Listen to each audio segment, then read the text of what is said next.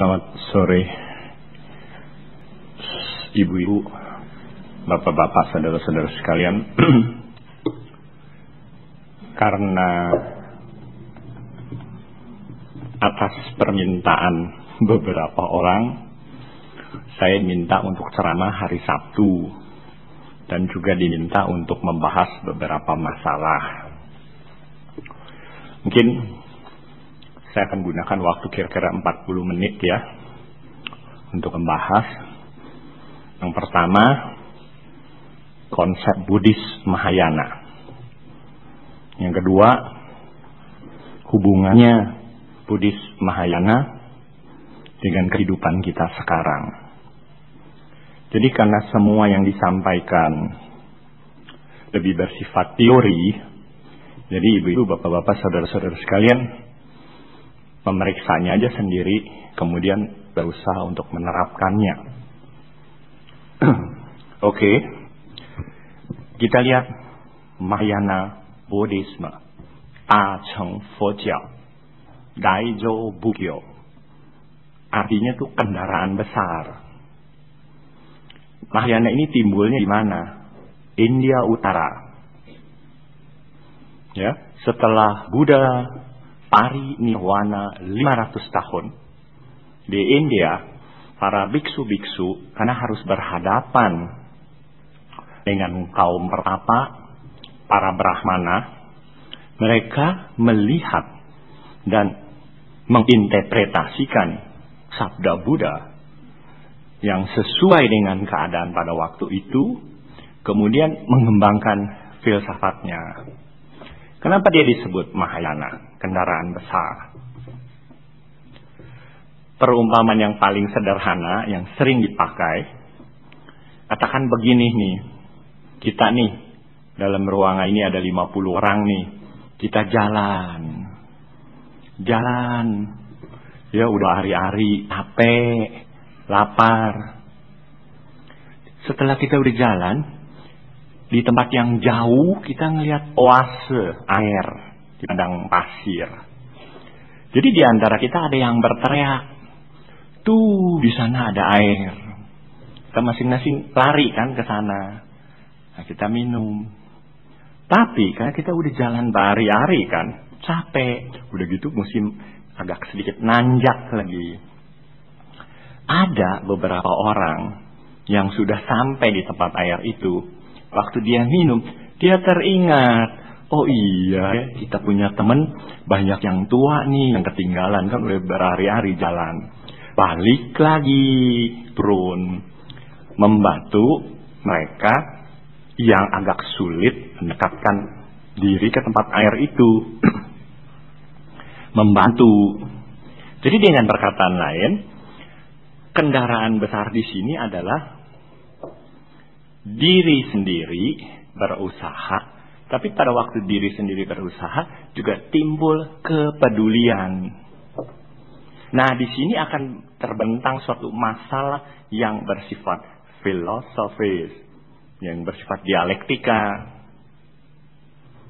Sebelumnya itu, pengertian Hinayana Buddhisme itu dikenakan kepada kaum Sarwastivada dan kaum Theravada. Kenapa mereka disebut Hinayana? Karena mereka hanya memperjuangkan untuk dirinya sendiri. Ya, ini bukan suatu masalah yang perlu didebatkan, tapi harus perlu dimengerti. Bagaimana kita menolong orang lain, sedangkan kita aja menolong diri sendiri, kagak bisa. Cara yang berpikir pertama tuh dianggap pragmatis loh, realistis. Ya. Bagaimana saya bisa membantu orang, membagi makanan. Sedangkan saya cuma punya nasi 1 bungkus ini. Nah, tetapi menurut Mahayana Buddhisme, pada waktu kita membebaskan diri kita sendiri, kita juga berusaha membantu orang lain. Jadi dia dialektik loh, seperti kaki kita jalan nih. Nggak mungkin kaki dua-duanya melangkah. Pasti kita jatuh.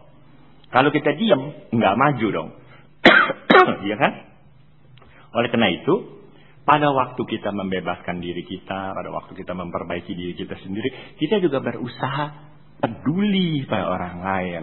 Jadi nggak bisa bilang bagaimana kita membebaskan orang lain, kita juga belum bisa membebaskan diri sendiri. Di dalam Sutta, Sang Buddha pernah membuat perumpamaan loh. Ketika kita jalan di pinggir sungai, ada orang kecebur. Kecebur nih, minta tolong. Kalau kita bisa berenang, kadang-kadang nggak keburu lagi deh tuh buka baju. KTP lah, SIM lah, HP, basah loh nyebur ke dalam kalau nolongin orang. Tapi kebetulan kita nggak bisa renang. Bagaimana? Kita berteriak, minta tolong sama orang. Atau kita ambil tali lah, bambu lah apa, menolong. Gitu. Jadi nggak bisa bilang, aduh boro-boro aku nolongin dia ya. Aku juga nggak bisa renang loh. Ya, emang secara ilmu pengetahuan nih umumnya, nolongin orang berenangnya kecebur itu beresiko loh. Kitanya ditarik sama dia. Apalagi kita berenangnya kurang bisa. Ya, nah itulah awalnya kendaraan besar yang mengangkat orang menuju pantai seberang, menuju pembebasan, menuju nirwana. Ya, idenya ini sangat mulia. Nah, oleh karena itu timbul gagasan bodhisattva. Yang disebut bodhisattva itu siapa? Ya, jangan salah pengertian. Kalau kita tidak mengerti, ya sudah, jangan menyerang loh. Kita dengar orang udah nggak tahu, suka sok mengkritik ya. Pengertian bodhisattva di dalam Buddhis Mahayana itu ada dua. Yang pertama adalah kita di sini nih semua adalah bodhisattva. Sepanjang kita datang ke wihara, mengangkat kedua tangan kita di depan altar Buddha, Namo Buddhaya. Kita ini Buddhis loh. Nggak usah dikepret, nggak usah pakai kartu upasaka. Kita Buddhis secara spiritual. Membaca lagi kalimat itu. Hati me sernang anyang budome sernang warang. Hanya kepada Buddha aku berlindung dalam Dharma dan Sangha. Kui fo man, kui fo, kui fa, kui seng, kui citawai tau. Kan itu udah declare kita. Nah, kita ini dikelompokkan bodhisattva. Kita ini pada suatu saat dalam perjalanan hidup kita ini, entah kapan, kalau kita memang lahir kembali lagi menjadi manusia, kesempatan untuk membersihkan diri itu ada. Namun, satu hal yang harus ditekankan di sini ya. Semua Buddhis dari orde manapun juga harus mengakui bahwa konsep waktu harus diterima. Yaitu, kita pernah lahir dulu. Dan kita telah lahir sekarang. Dan kita akan lahir lagi nanti. Karena agama-agama Samawi tidak mengenal loh kelahiran kembali. Kalau kita bilang kelahiran kembali, dia suka bingung. Apa sih yang dimaksud kelahiran kembali? Contohnya lagu Lai Seng Yuan. Itu saya ditanya sama orang. Ini maksud lagu ini apa sih kok? Lahir kembali itu kapan? Ya nanti udah meninggal. Karena dia bukan Buddhis. Ya. Nah oleh karena itu, kita harus mengakui tentang adanya kelahiran kembali. Kita hanya mendengar loh secara formalitas loh dalam upacara kematian. Semoga almarhum atau almarhumah terlahir di alam berikutnya dalam melanjutkan kehidupan berikutnya. Itu kan hanya ucapan loh. Berarti kita harus akui loh, benar-benar. Maka itu Biksu Ingsun pernah bilang, kalau Buddhis tidak mengakui konsep waktu, dia tidak akan mengerti Dharma Sang Buddha. Karena konsep waktu itu juga menjelaskan loh, kenapa ada orang lahir di dunia ini agung, mulia, dan dignitas. Kenapa ada orang baik lahir di dunia ini kok cepet mati? Kok ada orang jahat malah nggak mati-mati, gitu kan? Karena ini menyangkut masalah lampau. Yang sekarang yang kita lihat dan yang akan datang. Nah, Itu yang harus dilihat. Jadi dengan perkataan lain, kita ini calon bodhisattva, calon Buddha. Entah kapan. Karena bagaimanapun juga kan hanya manusia yang bisa mencapai kebudahan menurut terminologi teologi Buddhis ya. Meskipun istilah teologi itu juga nggak tepat ke dalam teologi. Kemudian satu lagi bodhisattva adalah mereka yang memang mengkhususkan diri, melatih diri di dalam bodhisattva, sehingga dikenal bodhisattva sila. Itu bisa dilihat dalam Sutra Mahayana di dalam Brahma Jala Sutra. Salah satu bodhisattva sila menekankan siapapun juga yang melatih diri yang namanya orang, mutlak dia harus vegetarian. Dia harus ciacai. Di dalam aliran Buddhis Selatan, baik dalam Sarvasiwada, Mahasanghika atau Theravada Buddhisme, yang hanya ditekankan hanya 3 makanan bersih kan, sanjing ro. Sepanjang mata kita tidak melihat, binatang itu disembelih. Sepanjang kuping kita tidak mendengar, binatang itu disembelih. Ketiga, sepanjang bukan niat kita binatang itu disembelih, binatang itu boleh dimakan. Maka Biku Theravada kan nggak cacai. Kan dia nggak tahu dipotongnya kapan, potongnya Kentucky udah dibeli aja, ya kan? Nah, Mahayana berpendapat tidak bisa. No compromise. Itu nggak bisa aja. Karena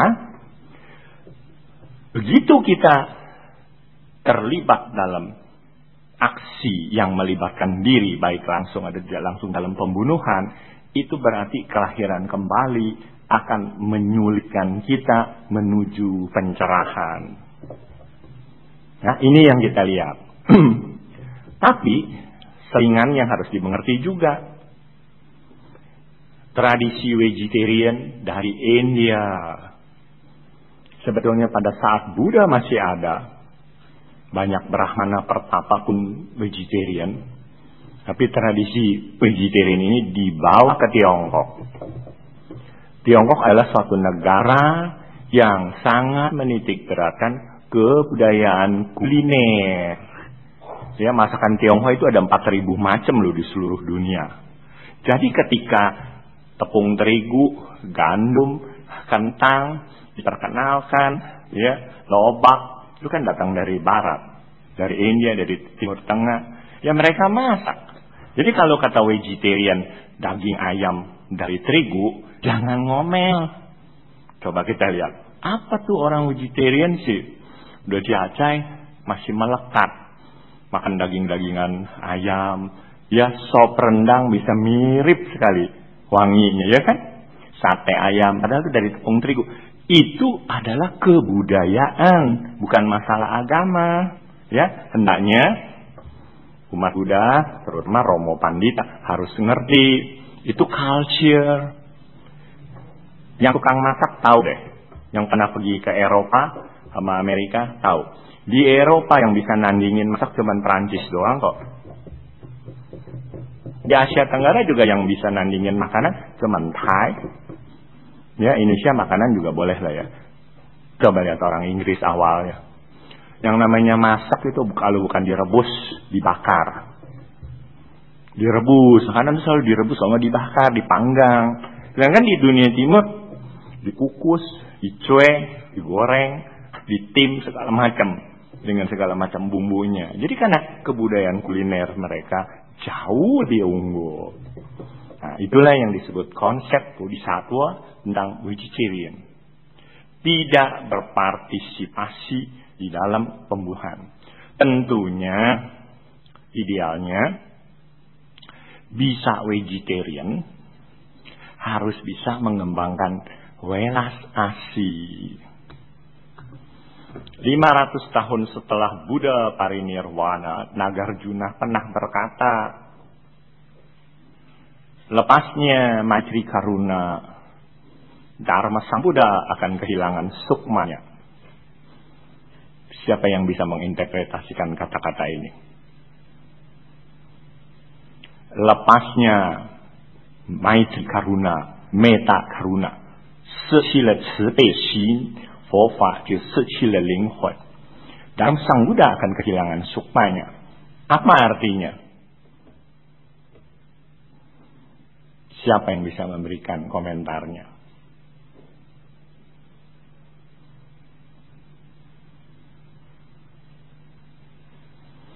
Yang berarti di dalam Dharma Sang Buddha yang dijunjung tinggi adalah Maitri Karuna, Metta Karuna. Ingat, Buddhis juga seyogyanya tahu. Pengertian Metta Karuna itu menurut Buddhis bukan antara manusia terhadap manusia, tapi manusia terhadap binatang loh. Makanya penyembelihan, kurban di dalam agama Buddha itu sama sekali tidak bisa diterima. Boro-boro binatang yang segitu gede kelihatan, makhluk halus pun. Makanya upacara yang bermaknakan exorcism. Pernah dengar istilah itu? Exorcism itu ada filmnya, ntar malam midnight itu. Exorcism. Exorcism itu sebetulnya datang dari Eropa, di mana gereja melakukan upacara mengusir roh jahat. Coba kita lihat, ada yang menggunakan air raksa, ada yang menggunakan api, kertas ada yang menggunakan pedang, ada yang menggunakan keris. Tapi Buddhis, kalau toh mau melakukan upacara, misalnya rumah ini diganggu oleh makhluk halus, tidak akan menggunakan atribut-atribut itu. Yang ada hanya air atau makanan vegetarian. Makanya kenapa dia harus cacing metir tak? Airnya itu kan lunak untuk makhluk yang tidak terlihat loh. Apakah itu jin, apakah itu arwah gentayangan dan lain sebagainya. Ya, jadi Buddhis terhadap manusia, terhadap dewa, terhadap binatang, terhadap makhluk halus harus mengembangkan metta karuna. Dia punya keunggulan di sana. Ya, keunggulan Buddhis itu di sana tuh. Berat loh. Kita sama orang aja sering ngomel kalau ketemu, ya kan? Apalagi sama makhluk-makhluk begitu ngelihat kacua, waduh, saya udah takut nih, ambil baygon nih, jangan deket-deket nih kacua, apalagi tuh kacua terbang, ya, udah paling geli ya ngelihatnya, ya kan? Nah, ini yang beratnya, kita harus melatih. Bodhisattva yang agung itu kedudukannya lebih dari dewa, lebih dari arahat. Sehingga, coba kita dengar, semoga Buddha dan para bodhisattva serta mahasatwa melindungi kita. Maksudnya bodhisattva ini siapa? Nah, di dalam Mahayana Buddhisme, bodhisattva itu dipersonifikasikan, dijadikan orang. Tapi dari 4 bodhisattva itu cuma Ticang Wanghusa ya, Ksitigarbha yang berbentuk manusia. Kita lihat. Bodhisattva melambangkan makna yang dalam dari ajaran Buddha. Yang umum dikenal ada 4 bodhisattva, catur bodhisattva. Yang satu urutannya menurut beberapa biksu ya, lebih baik kita melihat dari yang paling dasar katanya supaya gampang untuk memperkenalkannya. Yang satu itu adalah Ksitigarbha, Ticang Phusa. Ticang Phusa ini ide dan cita-citanya adalah menyelamatkan mereka yang terjatuh di alam rendah. Karena suka membunuh, karena kecelakaan, karena peperangan, karena bunuh diri dan lain sebagainya. Itu banyak orang terjatuh di alam yang rendah. Perlu ditolong. Jadi menggunakan kekuatan Ksitigarbha. Dari 4 bodhisattva ini, yang satu inilah yang berwujud manusia ya. Dan emang betul-betul ada ya, Kim Kyaw Kyok ya, Cintacang, orang Korea dia. Di abad ke-5 kalau tidak salah, dia dari Sinlo, Korea. Dia pergi ke Tiongkok, dia diam di Hwasan, putra pangeran juga emang. Ya, maka dia punya Tao Chang Wihara di Hwasan itu besar sekali.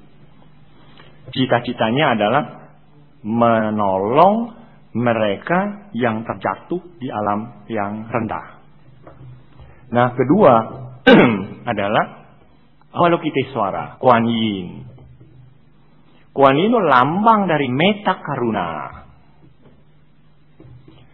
Penghormatan kepada Kuan Yin tidak semata-mata Kuan Yin dipuja untuk menolong kita. Tapi lebih idealnya lagi kita mendumadi dengan sifat-sifat Kuan Yin. Welas asih. Lagi baca doa nih, baca tapekau. Diganggu sama telepon. Diganggu sama anak, sama cucu, sama tetangga. Kita ngomel. Ya kan? Makanya hindari keadaan seperti itu. Pasti kita emosi kan? Nah, Kuan Yin di India Avalokitesvara berwujud laki-laki. Tapi begitu dia melewati dataran tinggi Tibet menuju delta sungai Yangtze dan Huanghe ke timur, wujudnya berubah menjadi wanita. Tidak menjadi masalah apakah dia pria atau wanita.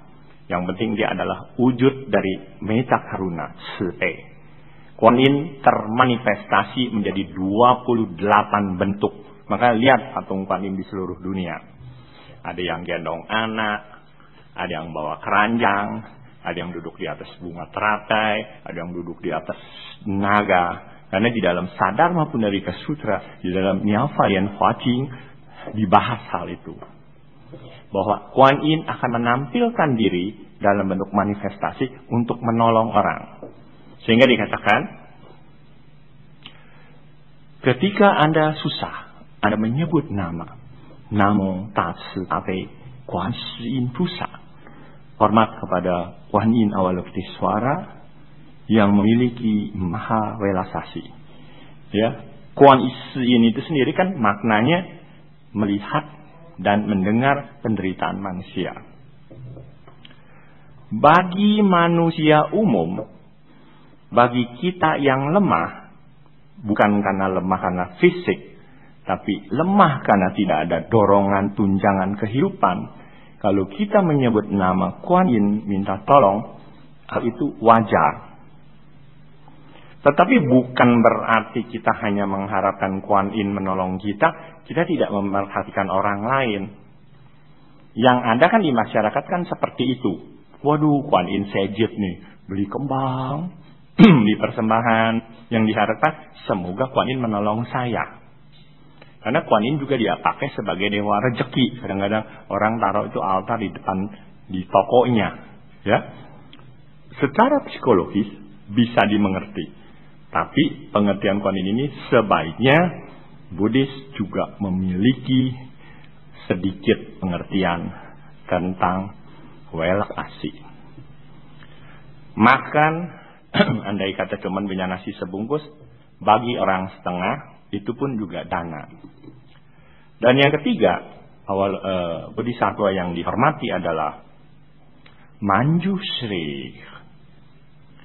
Kalau orang itu sudah memiliki cita-cita yang luhur, orang itu sudah mempunyai welas asih, dia memerlukan kebijaksanaan, wisdom. Oleh karena itu, dia menghormat Manjusri. Ya, maksudnya tuh sudah dimiliki kebaikan, sudah dimiliki pengetahuan, dia harus punya kebijaksanaan. Kepinteran tidak sama dengan kebijaksanaan ya. Ada orang sekolahnya tidak tinggi, tapi dia bijaksana.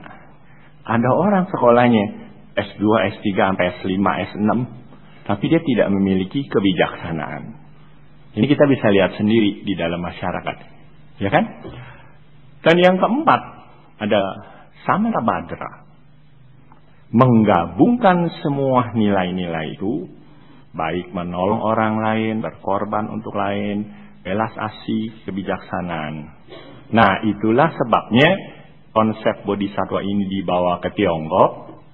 Karena Tiongkok Cunggo sendiri menjadi tanah tumpah darah Mahayana Buddhisme yang kedua setelah agama Buddha, sirna dari India. Didirikannya gunung-gunung besar dengan kuil-kuil ngumpul di sana. Contohnya Jiuhuashan untuk Xitigarbha. Jadi satu komplek gunung itu, kalau saya lihat tuh gunungnya seperti Gunung Sindoro atau Gunung Sumbing.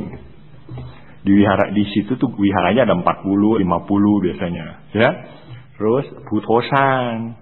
Di Putosan aja ada wihara 39, yang dibuka cuma 4. Itu aja udah begitu besar. Utaisan untuk Ngayusri, di situ ada 38 wihara. Karena kaisar-kaisar Tiongkok memperhatikan kuil di sana, jadi banyak kuil itu. Jadi kebanyakan orang kalau pergi ke sana untuk melihat 9 wihara yang disisir dari atas ke bawah jalannya. Dan yang terakhir adalah Fuxian di Omeisan, itu ada 30-an wihara. Nah, itulah yang kita lihat konsep bodhisattva. Kemudian Mahayana mengenal Dhyani Buddha. Kita lihat di sini.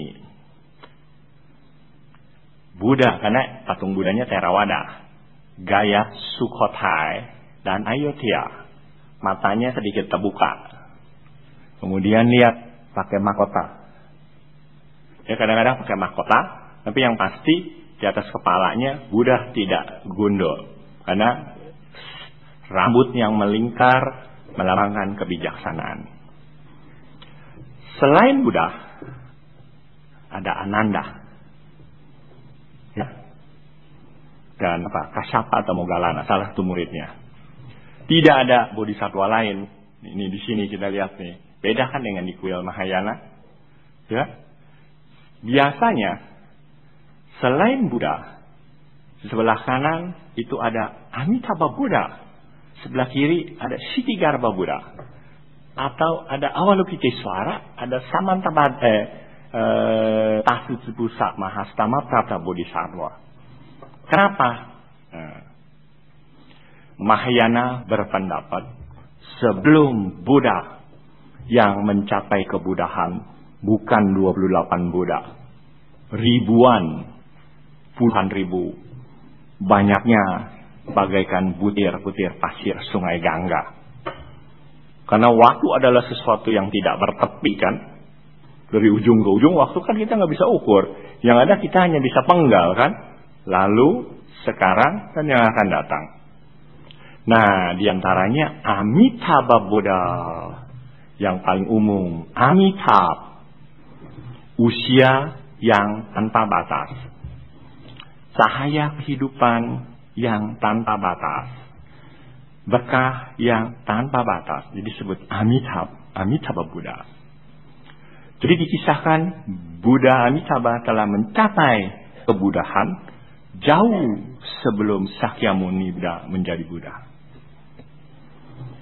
Timbul suatu sekte Buddha yang disebut Sukawati yang menekankan barang siapa yang menyebut nama Buddha dengan kesungguhan hati, Namo Amitabha Buddha, ia akan terlahir di alam Sukawati. Tapi Sukawati ini tidak berada di dalam 31 alam konsep Buddhis yang umum ya. Dalam teologi kosmologi Buddhis ada 31 alam. Sukawati tidak ada di dalam itu. Nah, kalau gitu Sukawati di mana?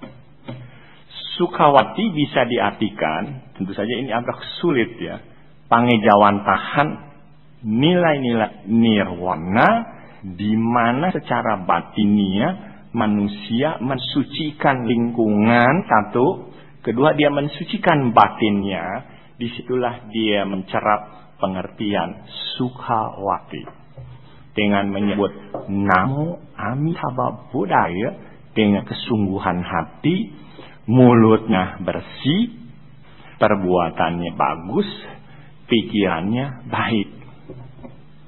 Metode ini sangat psikologis sekali. Jadi dia tidak semata-mata menganjurkan orang dengan rasio yang kita lihat loh. Ehi pasiko, kamu datanglah kemari untuk melihat dharma ini. Ya, tapi kami mendengar dengan menyebut nama Buddha dengan kesungguhan hati, uti hauti, kepala menyentuh lantai, kedua tangan menyentuh lantai. Dengkul kaki dua menyentuh lantai. Dengan sesungguhan hati memuja Buddha.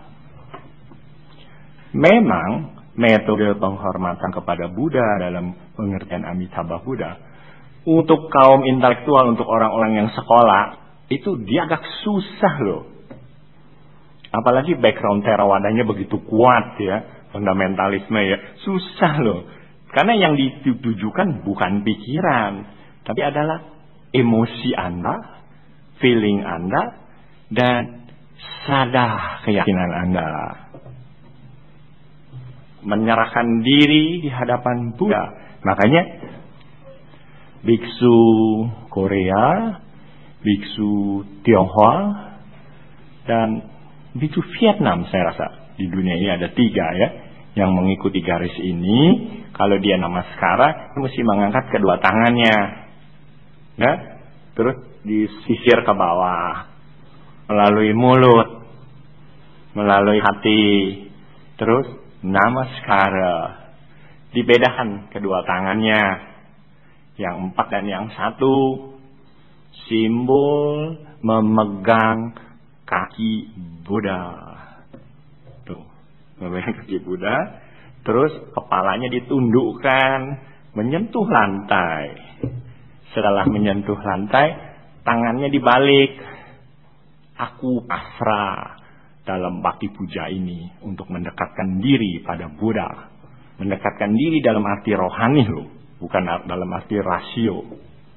Ya, karena Mahayana Buddhisme di satu sisi dia berjalan menggunakan metode psikologi massa. Bahwa agama harus disentuh melalui keyakinan dengan serada. Orang yang dengan otaknya melihat Dharma, dia akan sulit menghayati. Karena itu serada diperlukan. Kita tidak bisa menanam gandum kalau gandumnya itu disangrai, dinyanyah, digoreng dulu baru ditanam. Menurut para pendeta Buddha nih, nggak bisa. Bagaimana biji yang udah digoreng ditanam lagi pasti mati kan? Jadi tidak boleh dengan rasio. Apa manfaatnya mengulang nama Buddha? 1, dia akan tumbuh metta karunanya. Metta karuna. Ya. Kedua, dia akan kokoh Pancasilanya.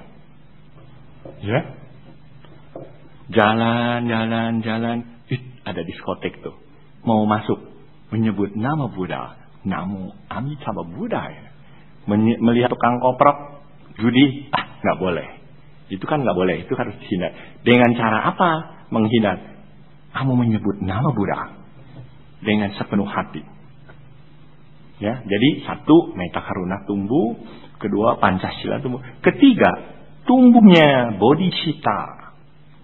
Mengarah kita pada pencerahan, pembebasan yang lebih tinggi. Dan kita harus melatih gitu. Jadi bukannya menyebut Buddha, Omitahut, ya kan? Habis telepon aja Omitahut, ya kan? Kesenggol tukang siomay di jalanan, Omitahut, kepleset, Omitahut, ya kan? Itu yang kita lihat loh dalam masyarakat ya. Namun pengertian Namo Amitabha Buddha ya adalah kita menumbuhkan kesolehan di dalam diri kita sendiri. Karena Buddhis berpendapat setiap orang bertanggung jawab atas penyelamatan dirinya sendiri. Sesungguhnya tidak ada juru selamat yang menyelamatkan Buddhis dalam kata yang sebenarnya. Kita sendiri harus bertanggung jawab. Jadi kita nggak bisa menyerahkan begitu aja. Para bodhisattva mereka mau menolong, tapi kita juga harus menggabungkan diri dalam perbuatan kita.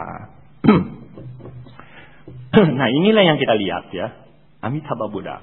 Kemudian Maitreya Buddha. Mahayana Buddhisme. Karena kita lihat sekali lagi dijelaskan ya.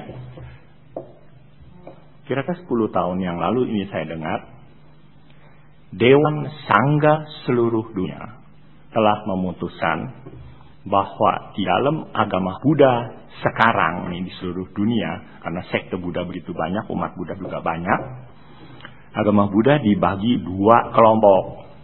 Yang satu adalah agama Buddha yang ortodoksi.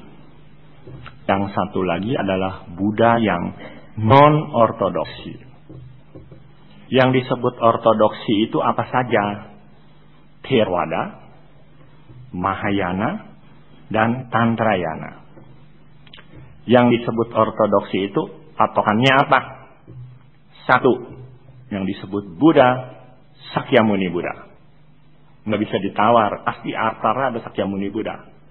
Kedua, Dharma adalah bagian kitab suci dari Tripitaka. Apa saja yang dipakai, pokoknya itu tercantum dalam Tripitaka. Ketiga, biksu dan biksuni harus selebat. Selebat tahu ya? Tidak menikah. Ya. Biksu dan biksuni harus selebat. Di seluruh dunia sekarang biksu dan biksuni yang selebat tuh kurang lebih ada 900.000. Tapi di dunia ini ada beberapa biksu, Korea, Taigusa contohnya, Tibet Nyingmata, kemudian Jepang, Tendaishu, ya, Tendaishu dan Shingon-shu. Itu biksunya punya istri loh. Dawihara adalah warisan. Ini berkondisi kalau Jepang. Yang non-ortodoksi adalah Budanya itu bukan Sakyamuni. Nah, di antaranya kita lihat saudara-saudara kita nih ya, yang Maitreya. Kan dia menghormat Maitreya Buddha. Nah, pengertian itu di dalam Mahayana yang ortodoksi, itu bukan Buddha, itu adalah Bodhisattva. Jadi begitu saja melihatnya. Karena di dalam kehidupan beragama umat Buddha, tampaknya ya kalau saya lihat ya, mereka tidak cenderung mengvonis saudara-saudaranya yang agamanya beda, pandangannya mungkin Buddha juga, dengan istilah sesat. Itu hampir tidak pernah didengar. Ya, itu dibiarkan saja berjalan biasanya. Ya, kamu jalan kamu punya lah, saya jalan saya punya. Biasanya kan begitu. Ya, jadi ada beberapa sekte Buddha yang digolongkan non-ortodoksi karena Buddha, Dharma, Sangganya berbeda. Satu, Nichiren Shoshu. Dua, Ikuan Tao, Maitreya. Tiga, Lusenyen Chen Fozong. Empat, Qinghai Sangsi. Nggak tahu lagi ada sekte-sekte lain yang mana. Ya, dia dikatakan sesat. Tapi itu tidak sejalan aja. Nah, kan patokannya ke sana. Buddha, Dharma, Sangha. Ya, dan juga beberapa teori-teori yang mesti dilihat, konsep penyelamatan dan konsep menuju kesucian, itu sedikit yang harus dimengerti saya rasa, karena ada pandangan yang sedikit berbeda. Nah, inilah yang kita lihat ya, bagaimana Buddhis mengimani nilai-nilai tersebut. Sesungguhnya Mahayana Buddhisme sangat dalam ya. Mahayana Buddhisme yang sebenar-benarnya itu dalam sekali. Agama Buddha setelah Buddha parinirwana di India timbul perguruan tinggi agama Buddha, Nalanda. Nalanda tuh siswanya puluhan ribu ya. Xianzang, Faxian, Yijing pernah datang ke sana. Kemudian Taxila Buddhist University di Pakistan, itu juga pusat agama Buddha. Kemudian di Bangladesh, Wikramashila, itu yang terakhir tuh dihancurkan oleh Mogol di abad ke-13.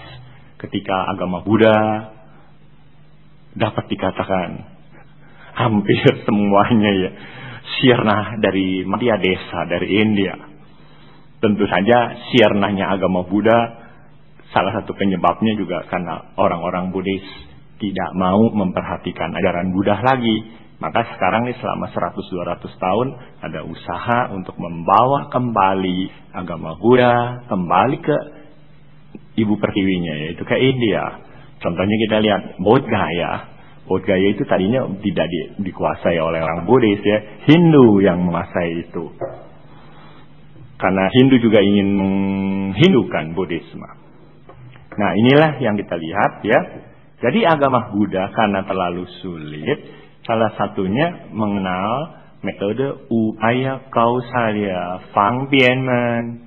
Fangbianmennya itu namaskara, menyebut nama Buddha, ada 2 ya. Ketiga, Tiamhyo, Chung Dep. Ya? Karena itu dianggap gampang kan, ngacung-ngacung tancep, ya kan? Tapi itu pun juga dipengaruhi oleh agama Tionghoa ya.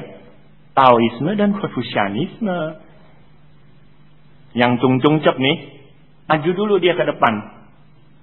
Menengadah ke langit. Pai Tian Pai Ti, langit dan bumi dipuja. Karena Gusti Allah, Tian di atas loh. Jadi dia ngadep ke atas. Hionya 1 atau 3, nggak mungkin 2 ya. Yang paling besar upacara hionya 9 biasanya. Tancepin situ atau bumi dipuja. Baru masuk ke dalam. Karena bagi sebagian orang untuk mempelajari ajaran Buddha yang terlalu teoritis, aduh capek deh. Tiap hari kerja dagang udah capek sekali. Ngambil yang praktis aja. Tiamhyo. Nggak apa-apa. Ada orang Tiamhyo bisa menjadi Buddhis yang baik kok. Ada orang sampai tua sampai mati loh dia Tiamhyo, dia nggak pernah berubah loh agamanya. Ya, jadi nilai Tiamhyo juga bukannya tidak kurang ya. Itu kemudahan. Nah, itulah yang saya bisa jelaskan. Mungkin nanti kita sambil jalan ada pertanyaan kita bahas. Oke, sekarang kita nge-break dulu. Yang mau nyanyi dah ya. Selamat malam Pak Toming. Ya, Namo Buddhaya. Saya ingin pernah ada orang menanyakan saya masalah Maitreya dan orang tersebut mengatakan kenapa belum ada Buddhanya kok dipuja, dan karena kebodohan dan ketidaktahuan saya hanya menjawab Maitreya itu kan cita kasih. Selama dia mengembangkan rasa cita kasih dengan agama tersebut ya kan sah-sah saja gitu.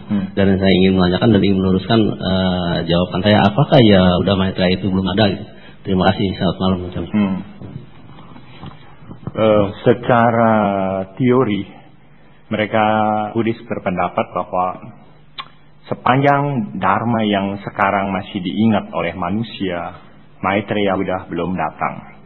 Tapi Maitreya Buddha yang kita lihat, Maitreya Bodhisattva yang kita lihat itu, yang gemuk, itu adalah personifikasi dari seorang biksu Tionghoa di kota Nanjing ya, Hangzhou, yang merupakan seorang biksu yang mempunyai kemampuan batin yang tinggi. Itu karena rakyat di sekitar situ mempunyai keyakinan menganggap dia adalah Maitreya Buddha. Seperti juga orang melihat Qigong Hofo, Qigong yang pakai kipas rombeng itu. Sebetulnya itu mereka adalah biksu-biksu yang memang dalam latihan meditasi, kemampuan batin sudah cukup tinggi. Jadi memang belum tiba secara doktriner agama, memang belum.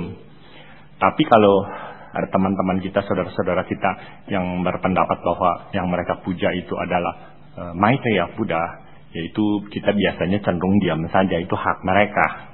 Ya, namun secara kenyataan tidak sedemikian. Ya, oke, terima kasih. Sebelum Siddhartha Gautama menjadi Buddha, apakah beliau menganut Hinduisme? Sebagai umat Hindu memandang Buddha Gautama sebagai avatar Wisnu yang ke-9. Pada waktu Buddha ada di India, pengertian Hindu belum timbul.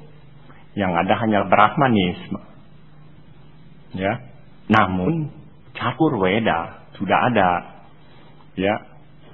Brahma Samhita sudah ada. Kita lihat di dalam Rig Weda dan Atharva Weda, upacara mengkremasikan jenazah, mandi di sungai Gangga Sang Buddha itu sudah melihat, mengetahuinya. Dan Buddha berpendapat bahwa upacara tidak bisa menyelamatkan manusia. Ketika Buddha menonjol, mengumumkan atau mengembangkan agama Buddhanya, tentu saja kaum Brahmana tidak setuju. Apa yang dilakukan Buddha? Satu, Buddha menentang catur warna. Kasta tidak diakui. Brahmana, Ksatria, Waisya, dan Sudra serta Arya itu tidak diakui. Tidak ada kasta di dalam Buddhisme. Kedua, kedudukan Weda tidak diakui. Ya. Ketiga, upacara, baik upacara api, upacara mandi di Sungai Gangga tidak diakui. Tapi setelah agama Buddha berjalan, karena agama Buddha dari periode Raja Asoka, agama Buddha menjadi agama negara ya di abad ketiga sebelum Masehi. Kemudian kita lihat dari abad 1, 2, 3, 4, 5, 6, 7, 8, 9, 10 agama Buddha itu masih berkuasa sampai datangnya Islam di abad ke-11, 12, 13 agama Buddha sirna. Nah, Hindu ingin menghindukan Buddha. Sehingga dikatakan Buddha adalah awatara daripada Krishna, apakah Wisnu, ya, mereka punya keyakinan seperti itu. Bagi Anda yang pernah pergi ke India, coba lihat di Bodh Gaya. Bodh Gaya adalah tempat di mana Buddha mencapai kebudahan. Perhatikan orang-orang yang datang ke situ, terutama orang India dari bermacam-macam kasta. Brahmana, Ksatria dan seterusnya. Jangan berisik. Saya nggak bisa konsentrasi. Ksatria, Waisya, Sudra yang datang ke Bodh Gaya, kalau dia Buddhis, dia akan menempelkan kepalanya di depan Buddha, di mana Buddha mencapai kebudahan di bawah pohon Bodhi. Namo Buddhaya, Namo Dhammaya, Namo Sanghaya, dia sebut. Tapi ada juga orang datang ke dalam Bodh Gaya, karena di depan Bodh Gaya itu ada satu kaca sebesar ini. Di situ ada gambar lingga dan yoni yang dipuja oleh orang-orang Hindu. Itu ditaruh oleh Sangkaracarya di abad ke-10 karena dia berusaha ingin menghindukan agama Buddha. Ya, nah orang-orang India yang datang ke situ menaruh bunga. Jadi dari situ terlihat itu adalah orang-orang yang backgroundnya Hindu datang ke kuil Buddha. Radius 5 km dari Bodh Gaya penduduknya mayoritas Hindu. Bahkan Brahmana saya lihat, Anda pengetahuan Buddhanya begitu bagus, kenapa Anda tidak beragama Buddha? Saya tanya, saya datang dari keluarga Brahmana selama berabad-abad. Bagaimana saya meninggalkan tradisi keluarga saya? Ya, nah jadi terlihat sekali. Ya, jadi terlihat sekali di situ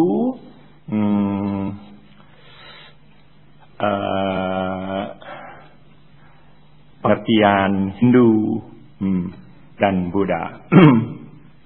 Kemudian kita lihat salah satu akusala kama terbesar adalah membunuh orang tua. Bagaimana kalau orang tua yang membunuh anaknya ataupun menganiaya anaknya, apa akibatnya? Sudah pasti ada akibat. Begini ya, hukum karma yang diajarkan Buddha bukan hukum matematik. Ya, C kuadrat sama dengan A kuadrat plus B kuadrat loh dalam dalil Pitagoras. Bukan. Hukum karma adalah menyangkut gerakan manusia baik kasmani dan pikiran dalam kelahiran yang lampau, sekarang, dan menyangkut yang akan datang. Itu adalah perputaran waktu yang sangat halus sekali. Makanya mereka tuh orang Taiwan sering bilang, kalau ada kupu-kupu gede, di rimba raya tepi sungai Amazon di Amerika Latin, dia mengibaskan sayapnya, itu vibrationnya itu mempengaruhi jagat raya. Dia bilang, banyak orang nggak ngerti, kupu-kupu gede ngibasin sayap, kok gerakannya mempengaruhi jagat raya. Jadi bahwa dunia ini halus sekali gitu loh.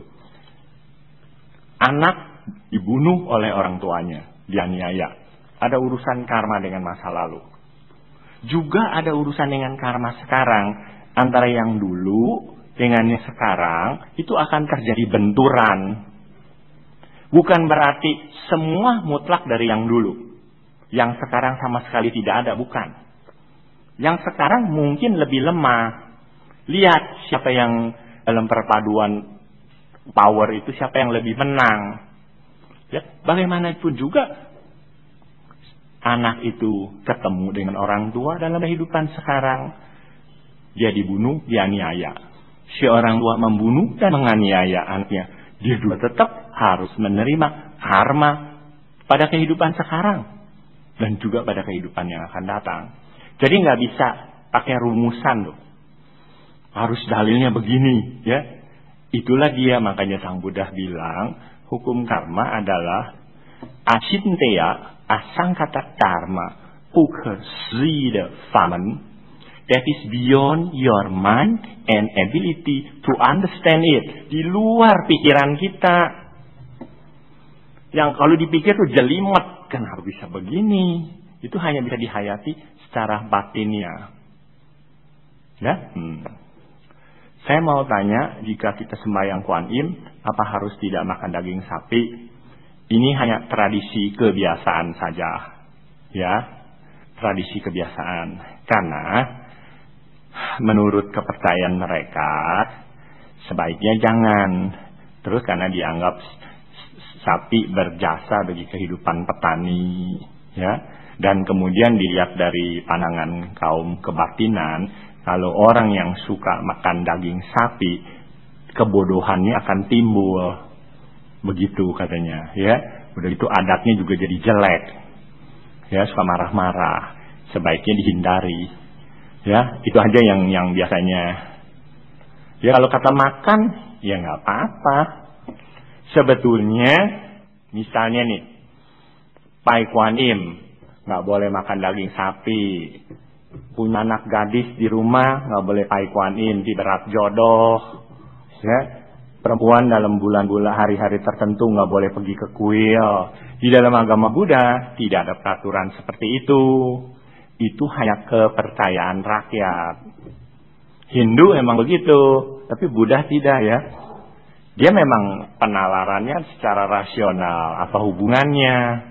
Namun itu karena sudah bersifat budaya, jadi seyogyanya kita melihat dari sisi itu. Kalau Anda rasa Anda nggak perlu lakukan, ya udah jangan. Kalau Anda perlu, saya lakukan juga nggak apa-apa kok. Ya sudah, ya. Oke.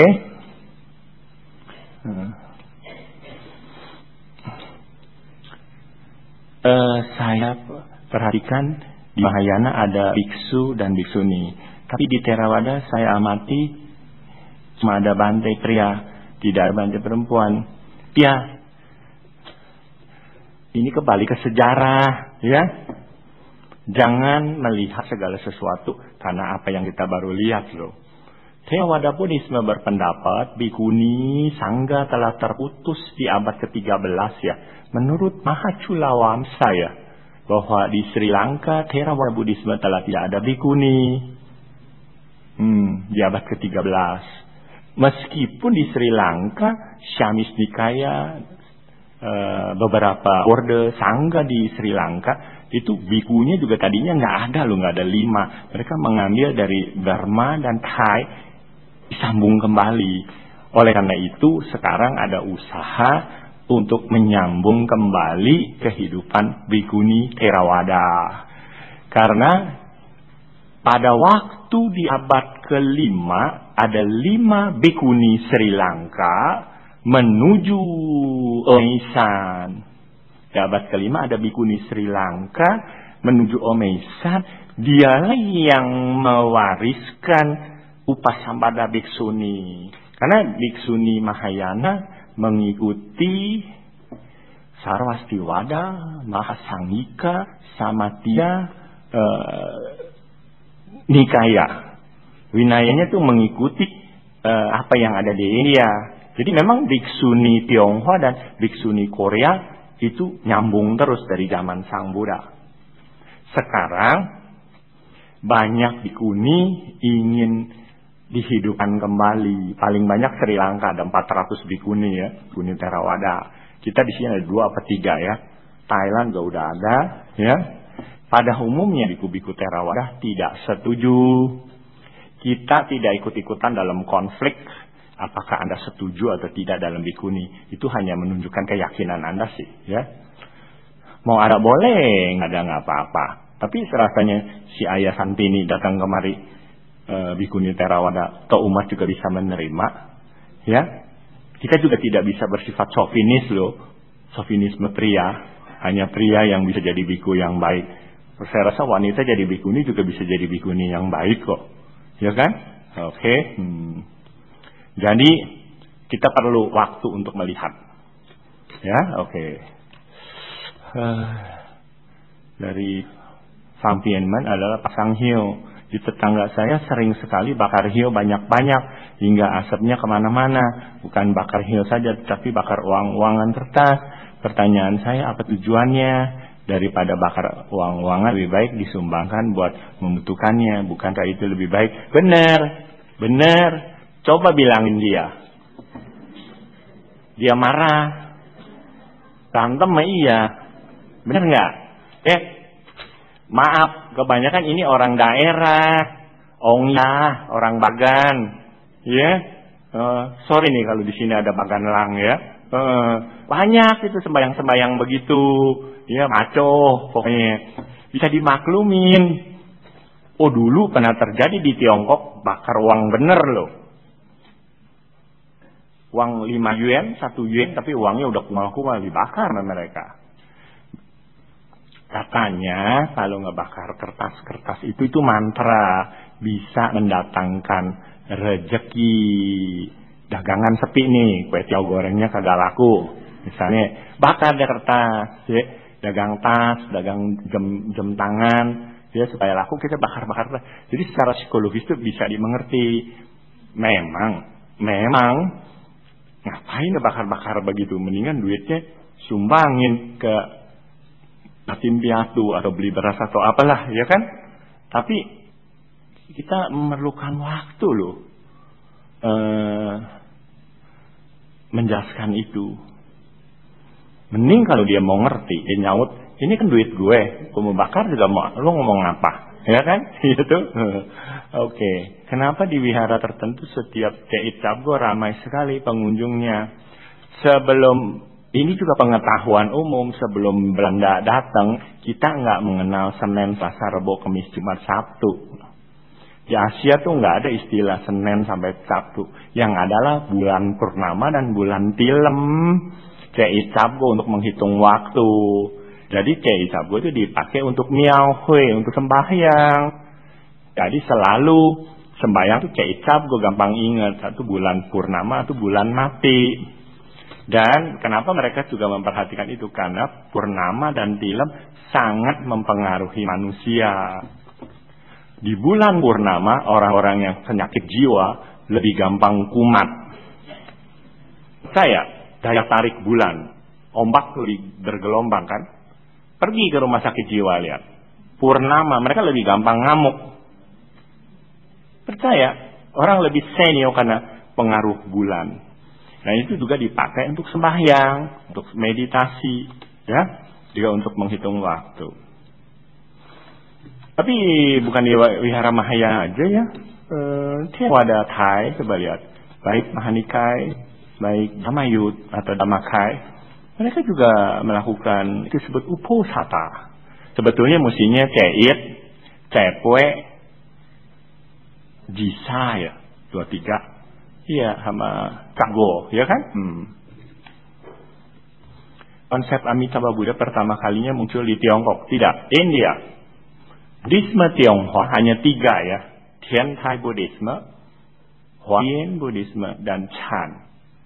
Tiga-tiga sekte Buddha Tionghoa itu sebetulnya lebih bernuansa filosofis ya.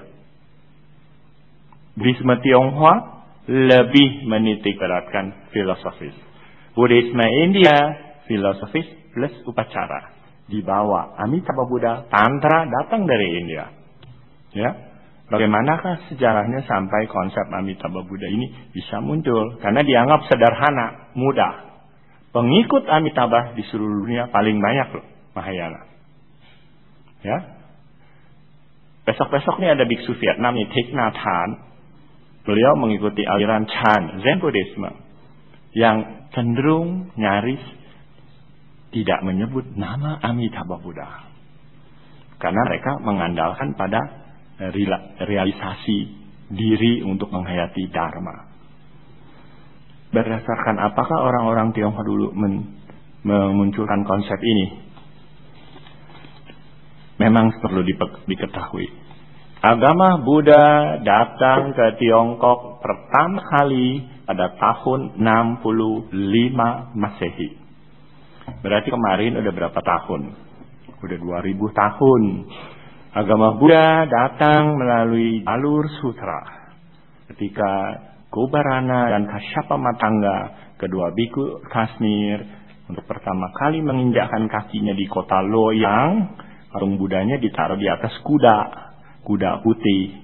Sehingga sampai di kota Loyang, Kaisar Mingti memerintahkan bangun sebuah kuil.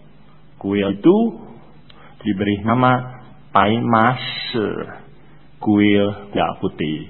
Karena kuil itu nggak jauh dari istana, jadi Kaisar Mingti bilang warnanya ngikutin istana aja, kuning dan merah. Itu berawal dari si Kaisar bermimpi. Dia bermimpi melihat Buddha katanya di sebelah barat Tiongkok. Itu juga perjalanan yang susah payah ya. Jalur sutra adalah jalur yang berbahaya.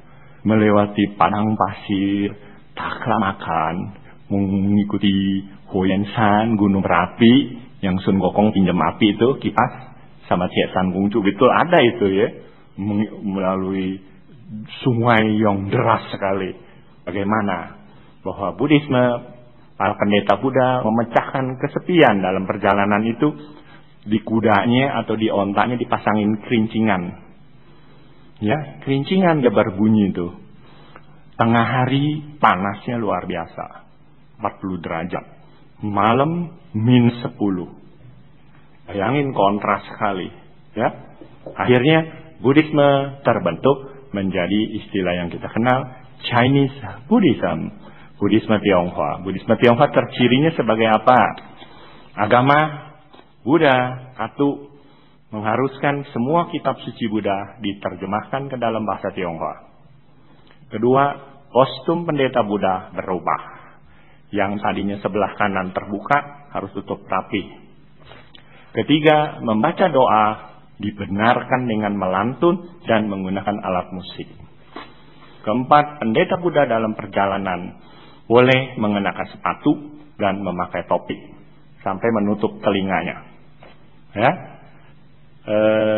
itu aja yang kelihatan. Dia berubah. Dia berubah dalam wujudnya.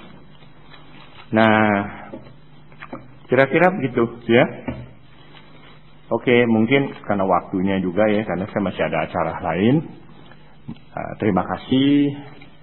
Pertanyaan 5 orang ini yang bagus. Mungkin nanti bulan depan kita ada kesempatan lagi, kita bicara lagi.